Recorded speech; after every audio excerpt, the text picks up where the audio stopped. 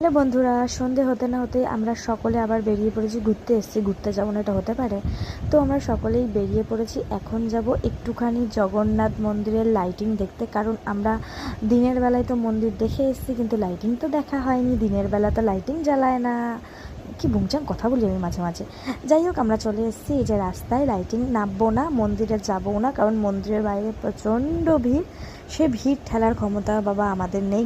একে গরমে সিদ্ধ হয়ে মন্দিরটা দেখেছি, মন্দিরে পুজো দিয়েছি, তারপর এখন আর ভিড় ভেতরে ঢোকার মতো আমাদের সাহস বা ধৈর্য কিছুই নেই। তবু লাইটিংটা তো দেখতে হবে।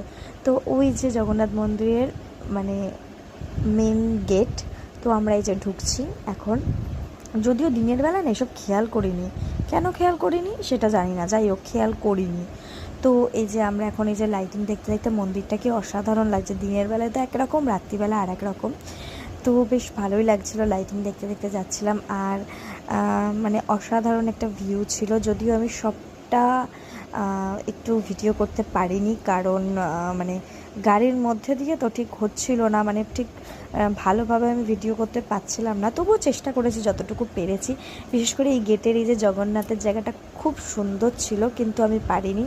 আর মন্দিরটা দেখতেই পাচ্ছ কি সুন্দর ভিউ। হ্যাঁ, মানে রাতে দিনে একটা অন্যরকম, রাতে আবার অন্যরকম, মানে আলাদাই সেই ব্যাপার। আর কি যে ভিড়, আমি হয়তো তোমাদের দেখাতে পাচ্ছি না, কিন্তু যদি দেখাতে পারতাম ভালোই হতো।